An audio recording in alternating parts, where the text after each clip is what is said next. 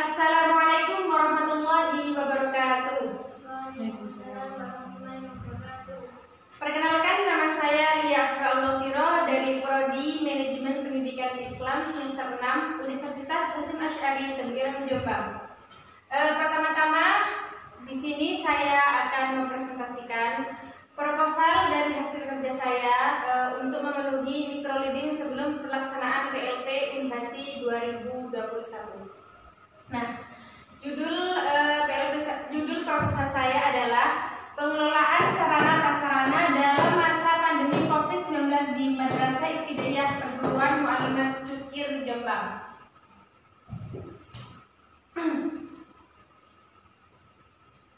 Nah, kita masuk ke poin dasar pemikiran dan kondisi madrasah. Di sini saya akan menjelaskan PLP integratif merupakan mata kuliah sebagai wujud dari tridharma perguruan tinggi, perpaduan antara pendidikan dan juga pengabdian terhadap masyarakat. Jadi PLP ini diciptakan bukan hanya untuk memenuhi tugas mata kuliah, bukan hanya untuk mencari nilai A+, tapi juga untuk melakukan pengabdian terhadap masyarakat dengan cara kita turun langsung ke lembaga yang akan kita tempati sebagai PLP. Nah, perbedaannya adalah PLP tahun ini merupakan PLP integratif yang dari rumah, dalam artian kita pembelajaran yang ada di MIPM itu dilakukan secara daring ataupun online. Nah, maka dari itu kita tidak bisa bertatap langsung dengan murid-murid yang ada di sana, tetapi kita hanya bisa bertatap langsung dengan pihak kantor ataupun pihak kepala sekolah, guru, dan waka-waka di sana. Nah, di sini saya juga bersyukur alhamdulillah melaksanakan PLP ini, kan dari sini saya mendapat banyak kompetensi, yaitu kompetensi dari segi kepribadian, dari segi sosial, dari segi profesional, dan juga dari segi kompetensi pengabdian terhadap masyarakat. Dan juga di sini saya mendapat banyak pengalaman. Nah, setelah saya memilih lembaga ini, kemarin saya sudah observasi pertama hari Kamis bersama anggota PPL saya. Saya di sini tidak sendirian, tapi bersama dua anggota lainnya, dan teman-teman saya juga mengambil di bidang manajemen yang mereka minati. Lanjut, di sini saya akan menjabarkan tentang PLP di masa COVID sekarang. Nah, berhubung dimulai dari tahun 2019 lalu kita sudah diberi musibah oleh Gusti Allah, yaitu mendapat musibah pandemi COVID-19 yang tentunya sangat menghambat segala aktivitas, baik itu pendidikan, baik itu pesantren, baik itu pekerjaan, dan juga yang lainnya ya. Maka dari itu pelaksanaan PPL ini tetap harus mematuhi protokol kesehatan, yaitu social distancing, dan juga memakai masker. Nah, di saat pandemi seperti ini orang-orang memilih untuk isolasi mandiri. Nah, dari isolasi mandiri ini terbitlah sistem belajar sekolah daring atau online. Nah, setelah itu tentunya saya memilih sekolah yang aman dan tentunya bisa ditempatkan sebagai objek sebagai saya tempat PLP. Saya memilih sekolah di Madrasah Ibtidaiyah Perguruan Mu'allimat Cukir di Jombang. Nah, lokasinya itu tidak terlalu jauh dari tempat domisili saya sekarang, yaitu Pondok Pesantren Darul Falah 5 Cukir. Cukup sekitar 100 meter. Nah, karena pandemi seperti ini, saya memilih tempat yang dekat saja dari tempat saya berdomisili di Jombang ini. Lanjut poin berikutnya. Nah, setelah saya menjelaskan dampak dari COVID-19 sehingga terbentuklah sekolah daring dan juga social distancing, saya akan menjelaskan kondisi geografis Madrasah Ibtidaiyah Perguruan Mu'allimat. Di sini saya menjelaskan bahwa MIPM terletak pada Dusun Cukir, Gang 2, termasuk dalam Desa Cukir juga, dan Provinsi Jawa Timur tentunya, dan Kota Jombang. Berada 5 km dari Pondok Pesantren Tebu Ireng, Jombang. Jadi lokasi yang saya pilih itu tidak terlalu jauh dari lokasi pondok pesantren yang cukup ternama ya di Jawa Timur, Pondok Pesantren Tabirun Jombang. Lanjut poin berikutnya.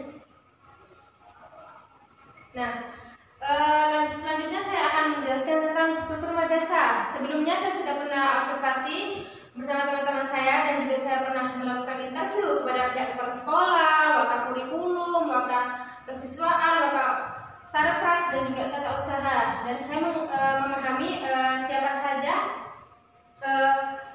orang-orang penting yang termasuk dalam susunan struktur madrasah ibtidaiyah perguruan mu'allimat. Yang pertama ada kepala sekolah yang terhormat Bapak Muhammad Iqbal Sarjana Ekonomi. Yang kedua ada wakil kurikulum yang terhormat Ibu Hajah Siti Maisarah Sarjana Pendidikan. Yang ketiga ada wakil kesiswaan yaitu yang terhormat Bapak Ahmad Yasin Andi Usmayani Sarjana Pendidikan. Dan kemudian ada wakil tata usaha yang terhormat Bapak Muhammad Faizal Arifin, dan yang terakhir ada wakil sarana prasarana Bapak Muhammad Jilani SPDI. Kebetulan yang poin terakhir adalah beliau yang kemarin sempat membimbing saya serta mengarahkan saya, memberi saya ilmu pengetahuan pengalaman tentang sistem sarana prasarana yang ada di MIPM dan apa saja yang menjadi kendala hambatan sarana prasarana di MIPM selama masa pandemi seperti ini. Lanjut. Nah, di sini saya akan menjelaskan lingkungan madrasah. Madrasah MIPM merupakan pendidikan yang menggunakan perpaduan kurikulum Kementerian Agama dan juga menggunakan kurikulum pesantren. Nah, maka dari itu sekolah di MIPM ini bukan hanya mendapat ilmu umum tapi juga bisa mendalami ilmu agama. Karena lembaga ini adalah salah satu unit Yayasan Badan Wakaf Kiai Haji Adlan Ali. Nah, Yayasan Kiai Haji Adlan Ali itu bukan hanya MIPM saja, ada MSPM, ada MAPM dan yayasan tersebut semuanya merupakan salah satu yayasan favorit di Desa Cokir karena programnya yang bagus dan juga sistem bangunannya yang sangat menarik. Nah, kemudian saya akan menjelaskan sistem apa yang digunakan di MIPM ya. Sistemnya itu adalah menggunakan sekolah daring tentunya, belajar dari rumah online, yaitu menggunakan sistem e-learning dan sistem pelajaran tersebut itu 24 jam.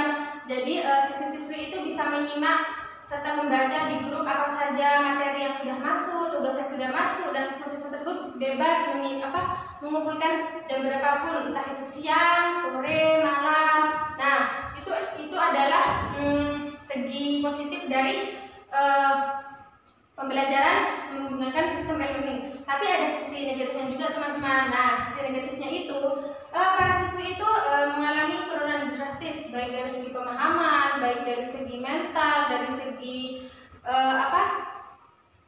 segi penghambatan juga, pendampingan orang tua yang kurang, sehingga membuat sekolah ini tuh jadi terhambat ya, karena yang biasanya siswa itu dididik langsung oleh guru dan diatasi oleh guru baik itu dalam tugas, pelajaran dan lain, tapi kali ini orang tua harus juga ikut langsung karena menggunakan sistem daring. Itu adalah segi negatifnya ya teman-teman. Nah, maka dari itu kita harus tetap bisa menanggapi serta menyikapi dengan baik sistem apapun yang digunakan saat ini karena melihat kondisi COVID-19 yang masih merajalela.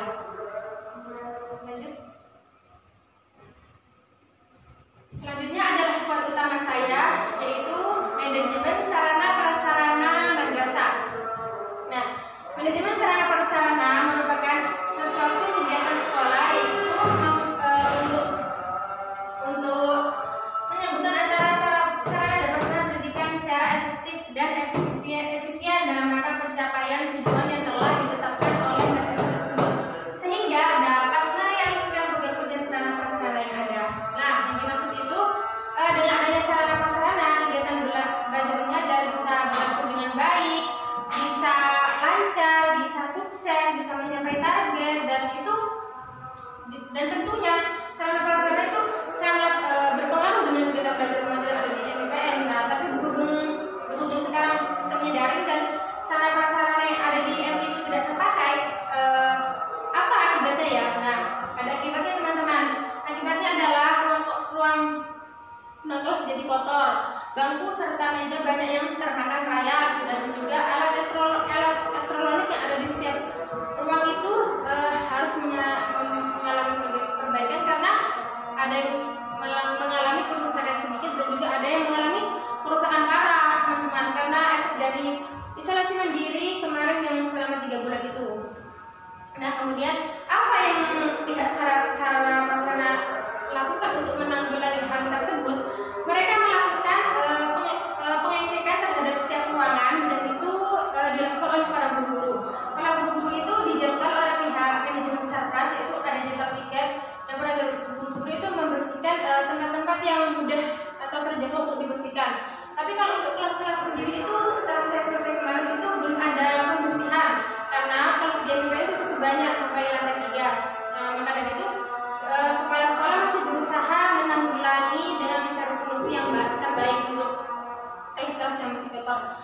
Dan untuk bangku-bangku dan juga alat elektronik di setiap kelas itu penanggulangannya adalah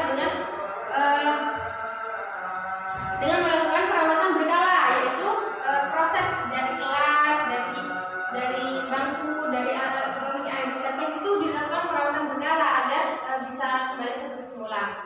Karena ada sebagian yang mengalami kerusakan yang ringan maupun yang berat. Nah, lanjut ke ini berikutnya, poin berikutnya. Nah, di sini saya akan menjelaskan stakeholder, identik dengan diartikan sebagai individu atau kelompok yang memiliki keputusan dan memiliki kuasa. Dalam artian setiap stakeholder mempengaruhi eksistensi sebuah lembaga pendidikan. Jadi dari sini siapapun bisa bereksistensi dalam sebuah lembaga, dan di sini yang menjadi stakeholder itu bukan hanya siswa ataupun guru, tapi pihak sekolah pun menjadi stakeholder, pihak pemerintah, pihak masyarakat dan juga orang tua. Nah, di sini kita bersama-sama mewujudkan sebuah program, dan juga dari sini dari stakeholder ini kita bisa mewakili para masyarakat, para dinas pendidikan, wali kota untuk meneliti mana saja yang pendidikan yang masih kekurangan tenaga pendidik ataupun dana dan yang lainnya. Lanjut ke poin berikutnya. Di sini saya akan menjelaskan permasalahan yang ada di MIPM. Nah, berdasarkan survei saya kemarin dan wawancara yang telah dilakukan kepada pihak-pihak tertentu, di sini tentunya kan penyebab utamanya karena COVID-19. Nah, dampaknya apa nih, kurangnya apa nih? Nah, kurangnya itu partisipasinya dari orang tua kepada lembaga sekolah, karena orang tua itu terlalu mengentingkan tugas-tugas yang masuk ke HP Android orang tua untuk diberikan kepada anak-anak, karena orang tua sendiri masih sibuk dengan urusan masing-masing, seperti kita bekerja, mencari nafkah dan urusan yang lain. Nah, dari itu timbullah kurangnya pendampingan orang tua, sehingga membuat perkembangan anak itu menurun, baik dari segi prestasi dan segi lainnya juga. Nah, tapi di sisi lain juga ada beberapa murid yang tetap semangat meskipun melaksanakan pembelajaran ini dengan sistem daring atau online, karena semangatnya dia tetap berusaha memberikan yang terbaik di sekolahnya, yaitu dengan tetap menyimak pelajaran yang ada di HP yang dikirim dari pihak sekolah, dan juga mendapat pendampingan yang baik dari orang tua. Begitu. Lanjut ke berikutnya. Nah, di sini adalah program kerja yang saya buat untuk madrasah. Nah, tentunya sebelum saya PLP saya menyusun program kerja dulu, teman-teman. Nggak langsung masuk penelitian gitu, nggak ya. Langsung praktek. Saya sendiri harus punya program kerja. Apa yang saya akan lakukan di MIPM? Apa yang akan saya berikan untuk MIPM? Pertama, saya akan membuat video profil lembaga MIPM Jogja Jombang. Dalam artian ini sebagai promosi ya ke khalayak masyarakat bahwa MIPM itu adalah lembaga pendidikan yang bagus, yang keren, yang multi talenta, dan juga agamanya juga unggul nih di sini. Nah, berikutnya observasi lapangan terkait manajemen sarana prasarana madrasah. Kemarin saya sudah sempat wawancara ke sana di observasi pertama bersama teman-teman saya. Dan alhamdulillah yang menjadi tanda-tanya saya itu terjawabkan semua oleh pihak-pihak sekolah. Lanjut kemudian praktek kerja manajemen sarana prasarana di madrasah. Nah, untuk yang ini belum terlaksana teman-teman, karena saya masih mengikuti proses microleading dan pembuatan video ini. Nah, untuk prakteknya sendiri itu dilakukan bulan depan setelah microleading ini selesai. Lanjut ke berikutnya. Nah, di sini tujuan program yang saya buat ya teman-teman. Tentunya ada program, ada tujuan. Nah, tujuannya itu pertama, dapat memberikan informasi serta pengetahuan tentang profil dan juga program madrasah kepada khalayak masyarakat. Jadi fungsinya saya membuat video itu seperti itu, agar saya memberitahu kepada pihak khalayak masyarakat bahwa kualitas MIPM memanglah bagus. Terus poin yang kedua, untuk mendapatkan pengetahuan serta pengalaman mendalam tentang manajemen secara prasarana di madrasah. Jadi dengan saya terjun langsung ke sebuah lembaga dan saya mendalami bidang yang saya ambil, yaitu manajemen sarana prasarana, saya bisa memetik, bisa menyimpulkan, dan bisa memahami program apa saja yang digunakan, apa saja yang dijalankan, dan apa saja kendalanya. Nah, untuk poin terakhir, untuk mengembangkan serta melatih kemampuan diri dalam proses kerja manajemen sarana prasarana madrasah. Nah, di sini saya dilatih mental, baik dalam memahami, dalam praktek nanti di tempatnya, supaya saya melatih dari keseluruhan. Nantinya di saat saya terjun ke lembaga yang lebih besar lagi, yang lebih strategi, saya sudah tidak terlalu kaku dan setidaknya sudah punya pengalaman di sebelumnya, yaitu di PLPI, di Prodi Tinggi dan juga PLPI. Lanjut. Nah, kemudian selain ada tujuan juga ada target nih. Yang pertama, diharapkan dengan jenjang kerja tersebut dapat menambah pengetahuan serta menjadi media alternatif dalam merealisasikan teori. Nah, teori dalam artian ilmu. Kemarin saya sudah belajar ilmu dan teori apa saja yang ada di manajemen sarana prasarana, apa saja yang harus dilakukan. Ini teorinya saya sudah dijelaskan oleh dosen dari semester 1 sampai semester 5, ilmu berbagai manajemen, dan sekarang waktunya saya mempraktikkan serta turun langsung ke lembaga tersebut. Nah, kemudian pertama itu saya itu targetnya itu juga memberikan sumbangsi kepada dunia pendidikan sebagai upaya untuk mewujudkan tridharma perguruan tinggi yang ketika itu mengambil masyarakat. Dan saya katakan lagi, PLP ini bukan hanya untuk mencari nilai plus ataupun memenuhi mata kuliah, tapi juga untuk pengabdian masyarakat. Nah, kemudian mengembangkan kemampuan manajemen sarana prasarana dengan melaksanakan praktek yang terjun langsung dengan dunia sarana prasarana. Dari sini saya bisa merasakan apa saja yang ada di dunia sarana prasarana sebuah lembaga. Lanjut. Nah, di sini adalah target kuantitatif. Tadi yang pertama kualitatif, teman-teman. Mohon maaf saya lupa menyebutkan. Yang pertama ini targetnya itu ini teman-teman. Yang pertama itu target kuantitatif, yang sekarang itu kualitatif. Mohon maaf, kecapean mungkin hari ini. Dan yang pertama itu menambah wawasan berpikir dan meningkatkan kesadaran terhadap pandemi COVID, social distancing pastinya, dan juga memenuhi protokol kesehatan, dan juga menambah pembelajaran madrasah dan masyarakat sekitar untuk tetap berpendidikan dan juga bersosial distancing tentunya. Lanjut. Nah, di sini ada tim pola koordinasi. Jadi sebelum saya memilih lembaga BPM, saya berkoordinasi dahulu kepada pihak-pihak tertentu, seperti contoh kepala sekolah, kepada DPL saya tentunya yang terhormat Bapak Muhammad Al-Fatih, manajemen pendidikan. Di sini saya itu mohon izin dulu, mendapat arahan bimbingan dulu kepada yang terhormat DPL saya Bapak Muhammad Al-Fatih, Magister Pendidikan, dan kemudian di sana saya sudah memohon izin tentunya dan juga memohon arahan kepada kepala sekolah, kepada Wakasarapras yang akan membantu saya ke depannya, dan juga pelaksanaannya saya sendiri. Lanjut. Nah, terus yang selanjutnya pihak yang ada ikut serta. Dalam artian saya terjun ke FI tersebut tidak sendiri, ada pihak-pihak yang membantu serta mensukseskan PLP ini. Tepat pada hari Kamis tanggal 14 Juli 2021 kemarin, saya sudah melakukan observasi bersama teman-teman saya, dan saya juga tetap mematuhi protokol kesehatan ya untuk saat berinteraksi di MIPM itu memakai masker, mencuci tangan, menggunakan hand sanitizer, dan juga menjaga jarak tentunya, tidak ada kerumunan di saat saya pergi ke MIPM. Nah, di sana pihak yang ikut serta juga dalam kegiatan PLP ini ya seperti yang saya sebutkan tadi, ada kepala sekolah, Wakasarana Prasarana, dan juga anggota PLP, yaitu teman-teman saya yang paling saya sayangi. Lanjut. Nah, kemudian ada jadwal kegiatan nih teman-teman. Nah, untuk membuat video penulisan sudah saya laksanakan kemarin hari Kamis 14 Januari setelah saya melakukan observasi di MIPM. Itu video sudah saya buat, dan lanjut observasi perguruan tinggi Sarapat juga saya sudah lakukan. Belum saya lakukan untuk yang observasi kedua. Observasi pertama sudah, observasi kedua insya Allah besok akan saya laksanakan bersama rekan-rekan anggota PPL saya. Dan untuk yang observasi identifikasi Sarapat juga akan dilakukan besok.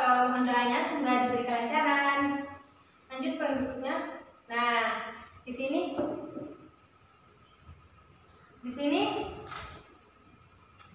saya akan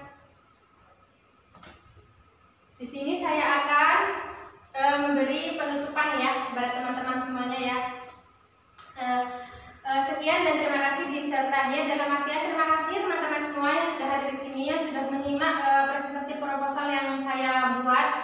Semoga proposal yang saya presentasikan bermanfaat. Semoga PLP saya kedepannya diberi kelancaran. Terima kasih kepada pihak MIPM yang telah menerima dan juga menyambut dengan hangat kedatangan saya bersama teman-teman untuk melaksanakan PLP di tempat tersebut. Dan juga terima kasih kepada Bapak dosen Bapak DPL saya terhormat Bapak Muhammad Al-Fatih telah memberikan ilmu, saran serta arahan yang baik kepada kami semua. Semoga kami sukses di PLP berikutnya. Kurang lebihnya mohon maaf. Wassalamualaikum warahmatullahi wabarakatuh. Terima kasih teman-teman yang sudah menonton video ini.